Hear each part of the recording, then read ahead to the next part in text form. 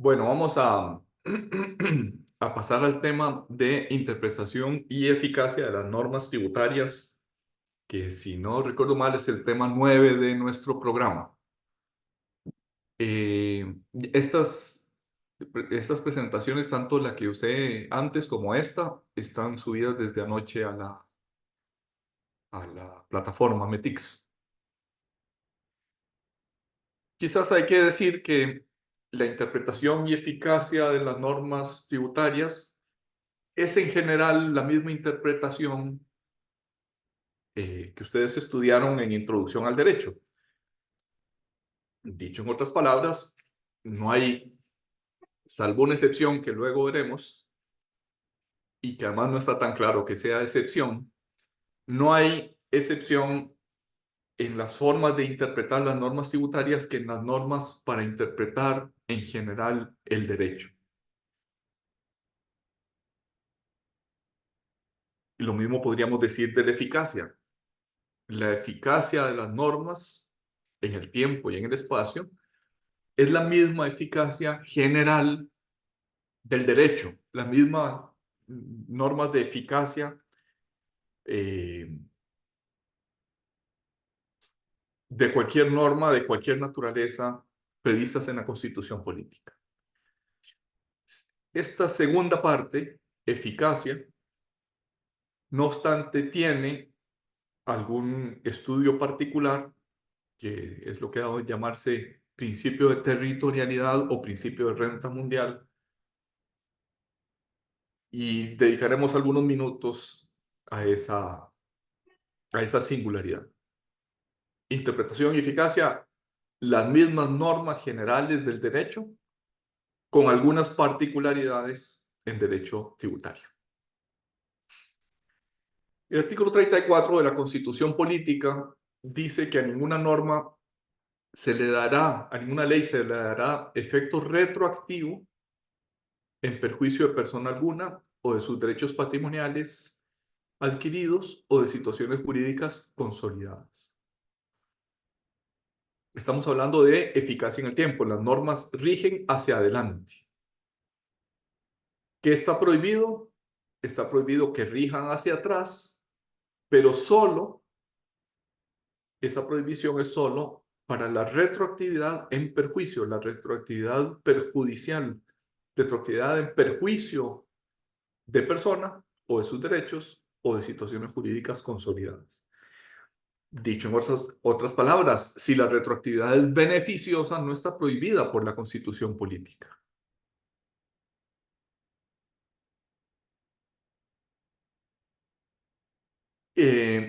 Y además, ese perjuicio es un perjuicio personal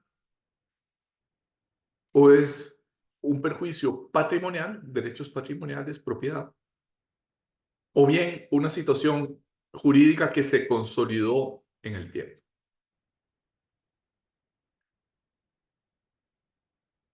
Lo cual nos lleva a preguntarnos, ¿cuándo se adquiere o se consolida en materia tributaria un derecho patrimonial adquirido o una situación jurídica consolidada? Este voto de la Sala Constitucional del año 2001 se refería al artículo transitorio primero de la Ley 7.900. Quizás me dejan hacer una explicación, iba a decir histórica, una explicación de qué fue lo que cambió con la Ley 7.900 y por qué el transitorio fue declarado inconstitucional. La norma antes de la Ley 7.900 decía que se cobran intereses 30 días después de la determinación de la obligación tributaria por parte de la administración o por parte del Tribunal Fiscal Administrativo. ¿Se acuerdan que en la primera parte de esta clase de hoy aludimos a partir de cuándo es exigible el pago? Bueno, pues esa norma, el artículo 40, decía, bueno, es exigible 15 días o 30 días después, 15 días después de la determinación del propio sujeto, 30 días después de la determinación de la administración. Y a partir de entonces corrían los intereses. Esa norma, pues, invitaba a los contribuyentes a declarar falsamente o a declarar desprolijamente, porque si la administración lo fiscalizaba, de ahí se ganaba todo el tiempo de la fiscalización, determinación, recurso de revocatoria, recurso de apelación, sin intereses. Era una situación bastante absurda. Yo debía pagar 1.000, declaraba 500. Venía la administración 3 años después, me fiscalizaba y decía, no, usted tenía que haber pagado 1.000. Interponía recursos y 3 años después, o sea, hace 6 años después de que la deuda debió haber sido pagada, pagaba sin intereses. Entonces, esa, no, esa disposición pues se cambió con la ley 7.900. El transitorio decía que las nuevas normas de aplicación de intereses se cuentan a partir de que la deuda debió originalmente haber sido pagada, aplicaba a partir del 1 de octubre de 1999. Pero que si la orden de inicio de la fiscalización, la notificación del inicio de fiscalización, se refería a periodos anteriores, 98, 97, y se notificaba después del 1 de octubre, entonces la nueva norma de intereses aplicaba a los periodos 98 y 97. Entonces, la Sala Constitucional dijo que eso era una retroactividad en perjuicio de una situación jurídica consolidada. ¿Cuándo se consolidó la situación jurídica? Con el acaecimiento del hecho generador. Cuando se dio el impuesto sobre la renta, que en aquellos años el periodo fiscal era del 1 de octubre al 30 de septiembre, cuando acaeció el hecho generador del impuesto sobre la renta del periodo fiscal 2008, perdón, 1998, se consolidaba con todas las normas que estaban en vigor, se volvía una especie de efecto pétreo, de que esas normas se incorporaban al hecho generador.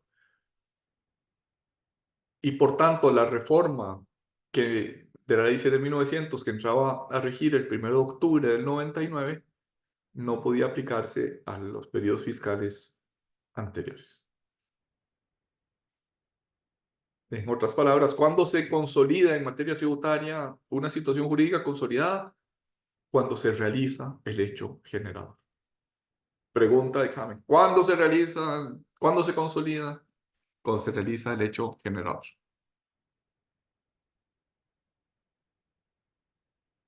Es decir, en materia tributaria, lo relevante, la situación de hecho relevante para aplicar o no el principio de irretroactividad es el hecho generador de la obligación tributaria.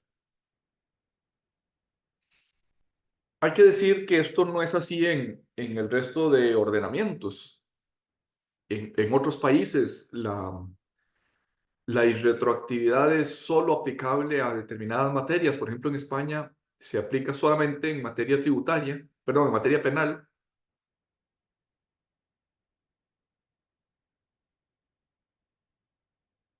y no en general a todas las normas del derecho. Nuestra Constitución es liberal en el sentido de que protege particularmente los derechos patrimoniales adquiridos. La crítica doctrinal de muchas otras naciones es que precisamente hay situaciones jurídicas consolidadas, patrimoniales o no, que la nueva norma puede modificarlas. En Costa Rica tenemos un principio de retroactividad mucho más severo que en otros países. En materia penal,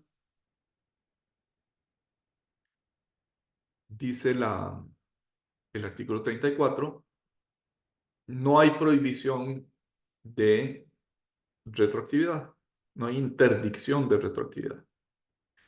En una primera época, la Sala Constitucional dijo, eso es una autorización de retroactividad que debe ser ejercida por el legislador, es decir, el legislador debe decidir si sí o si no hace retroactiva la norma penal más benigna.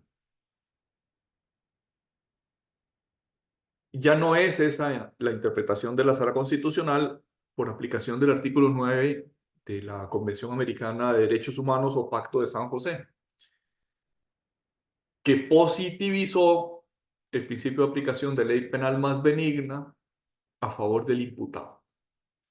Dicho en otras palabras, ya no es el legislador libre de decidir retroactividad en beneficio en materia penal, sino que está obligado a aplicar la norma más benigna por una convención internacional que es el Pacto de San José.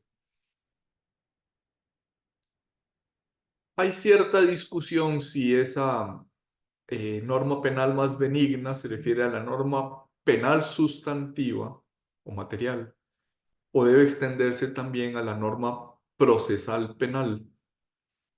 Esa discusión, aparte de que es más penal que tributaria, eh, no voy a entrar en ella.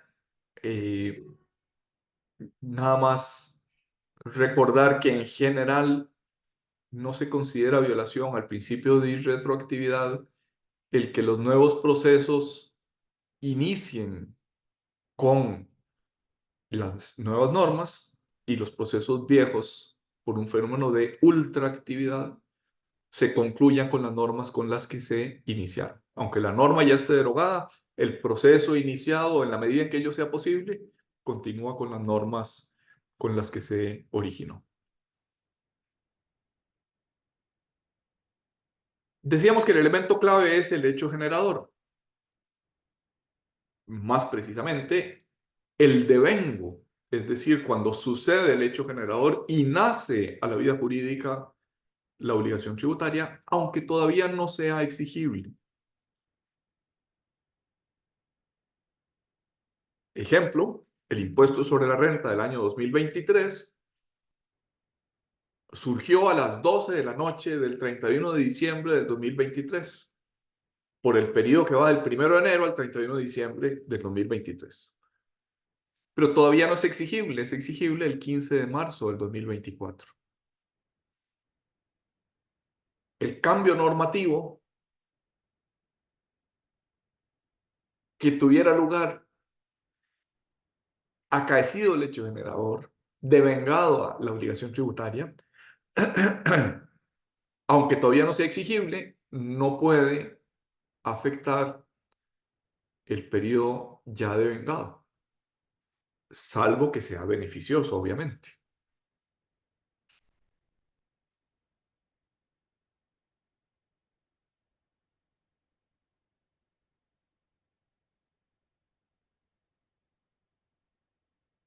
La doctrina, eso me parece que es una doctrina de un tratadista español de los años 20 del siglo XX, eh, habla de grados máximo, medio, mínimo. Me parece que se llamaba De Diego ese autor. Grado máximo, medio y mínimo de retroactividad. La retroactividad de grado máximo es aquella que la nueva norma se aplica a situaciones nacidas y a los efectos consumados bajo la norma anterior. Por ejemplo, yo tengo una relación de arrendamiento. Mi casero, es decir, el que me da en arrendamiento, hizo un contrato del 1 de mayo del 2023 hasta el 31 de mayo del 2024. Las normas que estaban vigentes civiles y tributarias entre mayo del 23 y mayo del 24 nacieron, surgieron a la vida y los efectos, ya se pagó también todos los pagos de alquileres que se hubieran generado por ese contrato. Entonces, la retroactividad de grado máximo sería que la nueva norma de junio del 2024 pretendiera tener efectos a los hechos acaecidos hasta mayo del 2024. La retroactividad de grado medio es aquella que las situaciones nacieron, pero los efectos de la ley anterior o nacidos bajo la ley anterior han de ejecutarse bajo la nueva ley. Por ejemplo, ese contrato de arrendamiento, podría decir, el pago del alquiler de cada mes se hará en los primeros 5 días, disculpas, en los primeros 5 días del mes siguiente.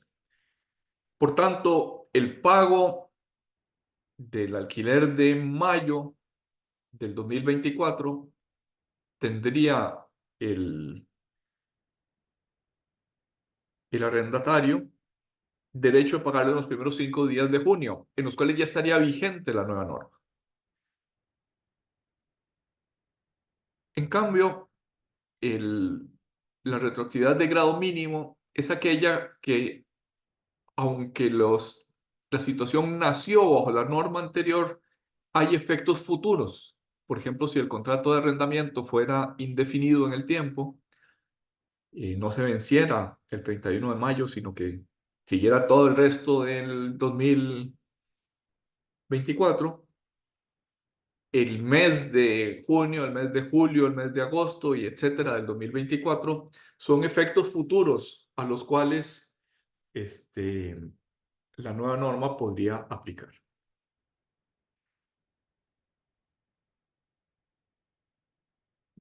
En general, en general, y esto es doctrinario, no es,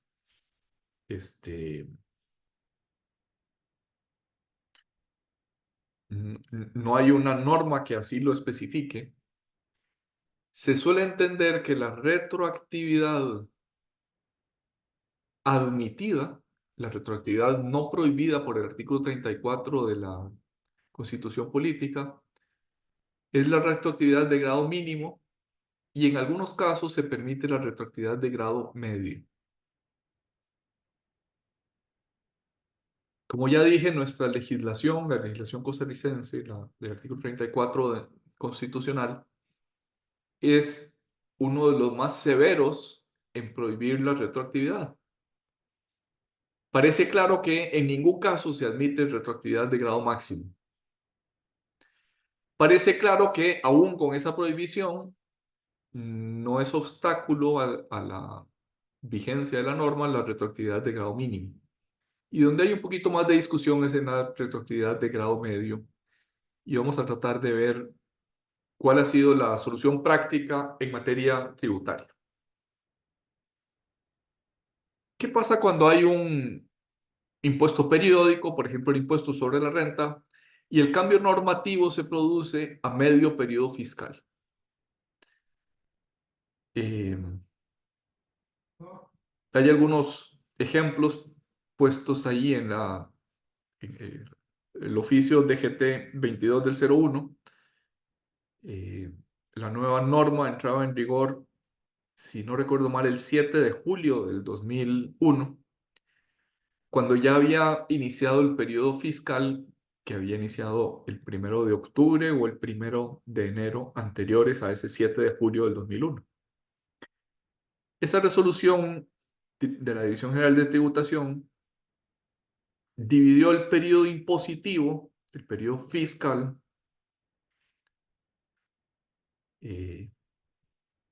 dice la Filmina en dos partes, pero quizás sería más exacto decir que obligó a los contribuyentes a calcular, hacer dos cálculos. El primer cálculo es como si la norma anterior hubiera estado en vigor todo el periodo fiscal y después lo multiplicaba por el número de días Bueno, lo dividía entre 365 y lo multiplicaba por el número de días en que había estado en vigor la norma.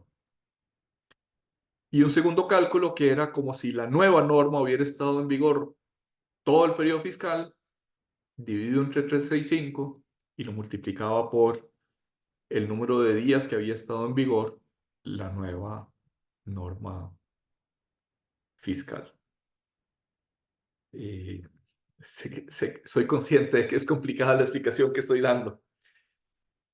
Dijéramos dos cálculos, uno como si la norma hubiera estado en vigor todo el tiempo, todo el periodo fiscal, la norma vieja, y otro como si la norma nueva hubiera estado en vigor todo el periodo fiscal, la norma nueva. Y después a cada uno de esos dos resultados les ponía la proporción del número de días del periodo fiscal en que había estado en vigor, y la suma de ambas proporciones era el impuesto a pagar. No tiene mayor importancia el cálculo exacto de lo que estoy diciendo. Lo que quiero decir es que era una forma de prevenir o de evitar la prohibición de retroactividad de del artículo 34 de la Constitución Política. ¿Qué nos interesa señalar? Cuando hay cambio normativo en medio del periodo fiscal, en principio no hay retroactividad porque el hecho generador todavía no se ha producido, es decir, no se ha devengado la norma. Ese oficio de GT 22 del 2001 podría haber dicho todo el impuesto de todo el periodo fiscal se calcula con la nueva norma y no habría tenido problemas de retroactividad, puesto que el impuesto todavía no se había devengado. No obstante, como antes dijimos que la prescripción es una concreción del derecho a la seguridad jurídica, ahora podemos decir que la retroactividad también deriva del derecho a la seguridad jurídica, reconociendo que los contribuyentes eh, planifican sus actividades de acuerdo con las normas en vigor. Si cambia a medio periodo fiscal la norma, pues es una suerte de engaño a los sujetos económicos que tomaron decisiones de acuerdo con normas que después fueron cambiando. Por tanto, en general, las normas tributarias que se refieren a impuestos periódicos, suelen decir, aplica esta norma a partir del siguiente periodo fiscal. Es decir, una entrada en vigencia incluso diferenciada para algunos contribuyentes y para otros. Otro ejemplo, la ley 9635 de diciembre del 2018,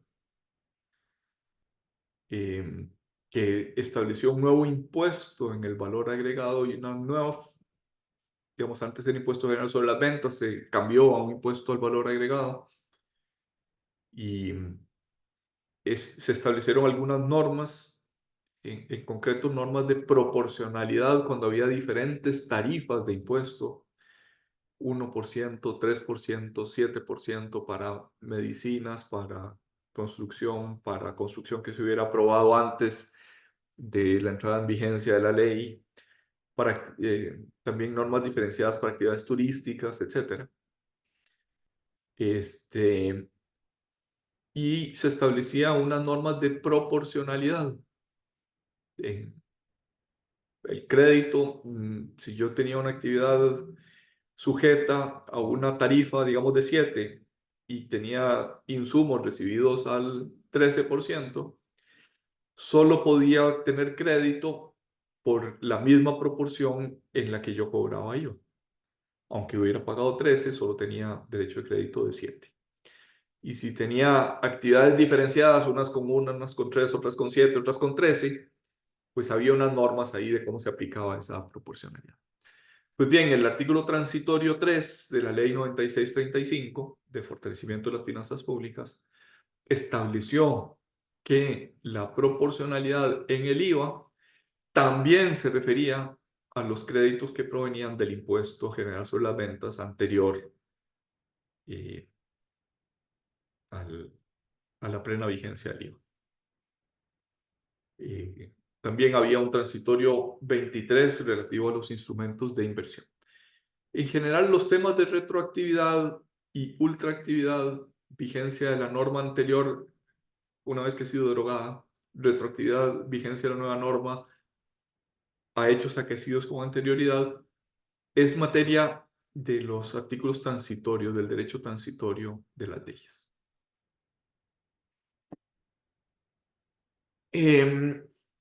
La situación jurídicamente relevante en el impuesto es el devengo del tributo. En una exención, el devengo de la exención, es decir, el acaecimiento del presupuesto de hecho de la exención. Dice el artículo 63, recuerden que estamos hablando de eficacia en el tiempo de las normas tributarias. Aunque haya disposición expresa de la ley tributaria, la exención no se extiende a los tributos establecidos posteriormente a su creación. Había habido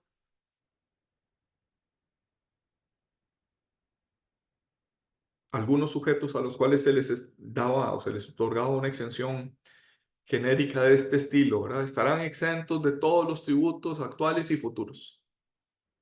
Pues bien, el artículo 63 dice no, los futuros no.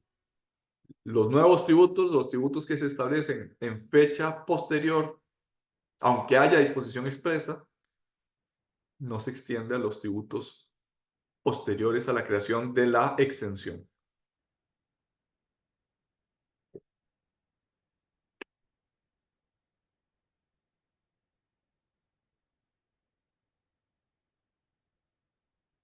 Sin embargo, esa norma del artículo 63 no deja de tener cierta problemática en su aplicación. Cuando vino Intel a Costa Rica, se le otorgó la exención de zonas francas, se estableció en zonas francas. Y esa exención de zonas francas incluía el impuesto de patentes municipales.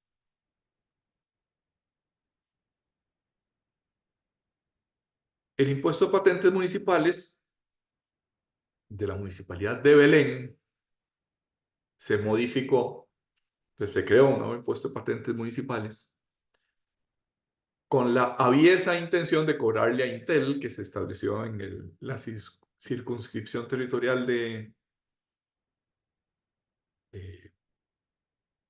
la Municipalidad de Belén. Y entonces el dictamen de la Procuraduría, 282 del año 98, dijo que un impuesto nuevo solo aplicaba cuando el nuevo impuesto era sustancialmente diferente del anterior. Dicho en otras palabras, la Municipalidad de Belén había creado un nuevo impuesto que era sustancialmente idéntico, tenía el mismo hecho generador, la misma tarifa, el mismo periodo. Pues había algún cambio normativo, pero en realidad era sustancialmente el mismo impuesto. Entonces dijo ese dictamen de la Procuraduría, esta excepción del artículo 63, la exención no se extiende a los tributos establecidos posteriormente a su creación. Debe entenderse que los tributos establecidos son los que sean diferentes del anterior. Si es el mismo tributo con una nueva norma, no hay nuevo tributo. Por tanto, el cambio de tributo de patentes de la Municipalidad de Belén no deroga la exención que tenía Intel en el cantón de Belén.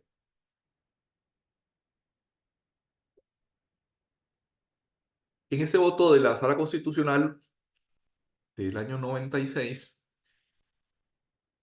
dijo la Sala que cuando existía un contrato de incentivos, el Estado estaba obligado a mantener la ultraactividad del contrato, aunque se derogara la ley que establecía el incentivo.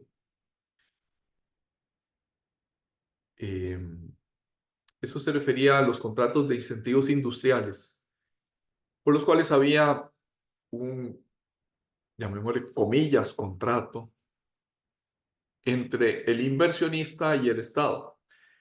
el Estado decidía darle una exención a un inversionista que establecía, dijéramos, una empresa nueva, una industria nueva, de determinada magnitud, de determinados montos de inversión, como $200,000 o $500,000, y le daba una exención que se formalizaba en lo que impropiamente se llamaba contrato de incentivos. En realidad, pues era un decreto ejecutivo de aplicación del contrato con obligaciones recíprocas, pero no era estrictamente hablando un contrato porque era una subvención.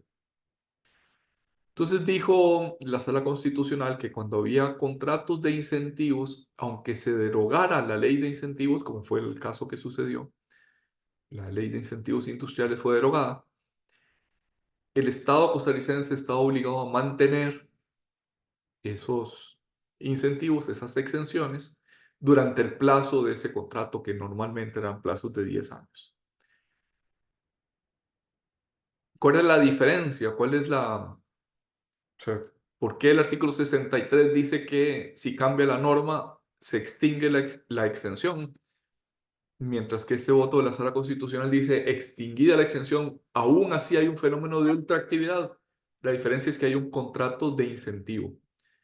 Y dijéramos que la razón de fondo es una razón, nuevamente, de seguridad jurídica. Se otorgó a los interesados una exención, un contrato de incentivo, eh, dijéramos, entre comillas, a cambio de una inversión. Y esas normas, pues, no podían ser derogadas ad casum, sí podían ser derogadas de forma general, pero no para el caso concreto, por el Estado costarricense. Se ha discutido recientemente, bueno, desde hace años, desde hace 20 años se viene discutiendo sobre la pertinencia o no del régimen de zonas francas. Ese precedente de la Sala Constitucional, si se derogara el régimen de zonas francas, parecería cobijar también a las zonas francas que, si bien no es un contrato de incentivos, es el mismo tipo de decreto el que les otorga el régimen de zonas francas, también a cambio de una inversión.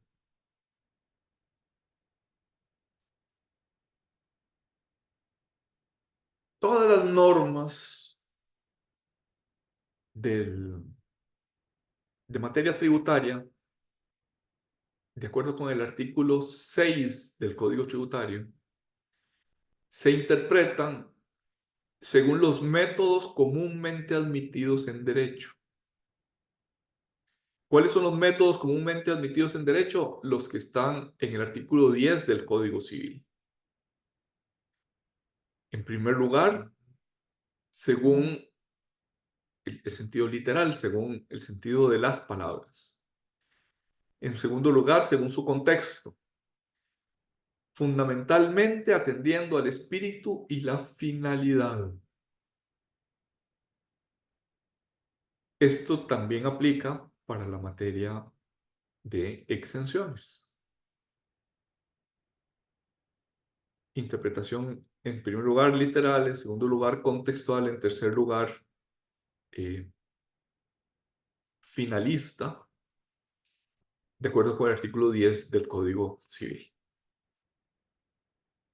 Ya decíamos que la Procuraduría había dicho que el concepto de tributo tiene que ser sustancial y no puramente formal. No basta con que la Municipalidad de Belén haya cambiado de impuesto de patentes, sino que el nuevo y el anterior tienen que ser sustancialmente diferentes.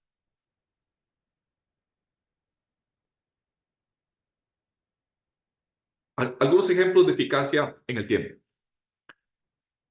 La ley 7.900 cambió el plazo de prescripción. En la primera parte de la clase de hoy hablamos del plazo de prescripción, que era de 4 y que se extiende a 10 años.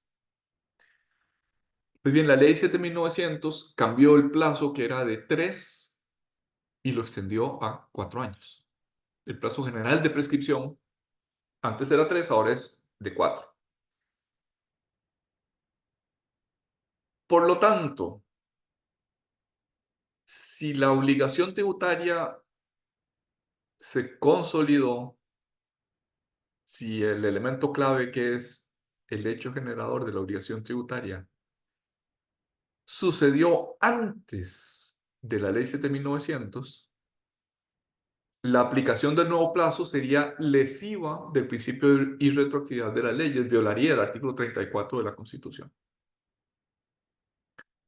En palabras más concretas, el periodo fiscal de impuestos sobre la renta que acaeció a las 12 de la noche del 30 de septiembre de 1999, su periodo o plazo de prescripción no podía extenderse de 3 a 4 años, con base en la ley que empezó a regir el 1 de octubre de 1999, porque sería una aplicación retroactiva.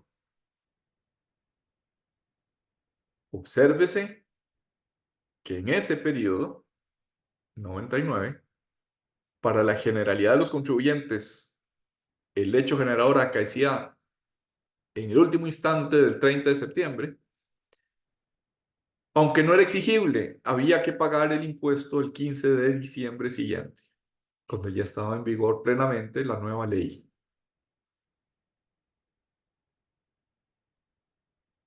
Por tanto, ni los intereses ni el cómputo de la prescripción aplican la nueva norma, aplican la vieja norma, la norma bajo la que se consolidó el derecho, la norma que estaba en vigor cuando acaeció el hecho generador, cuando sucedió el devengo del tributo, no cuando sucedió la exigibilidad del tributo.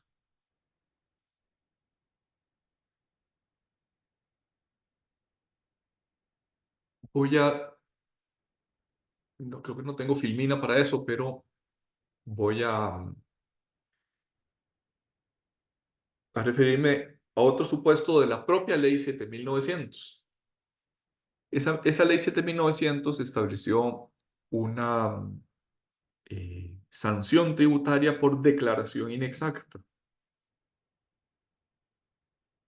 El mismo ejemplo, impuesto sobre la renta del periodo fiscal 1999. Acaeció el hecho generador en el último instante del 30 de septiembre, pero la declaración y el pago se hacían el 15 de diciembre. La infracción de declaración inexacta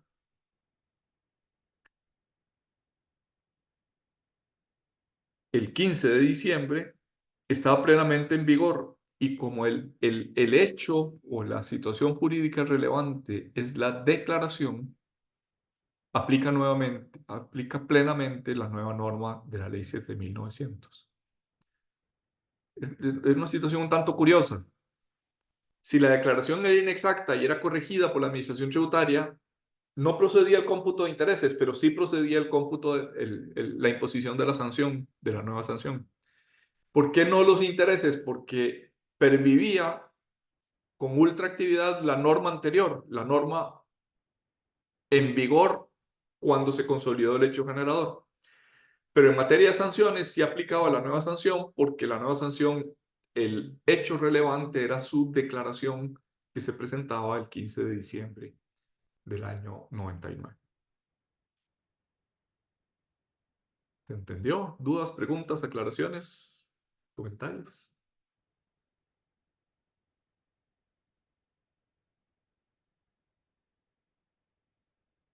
Bien, siempre dentro del tema de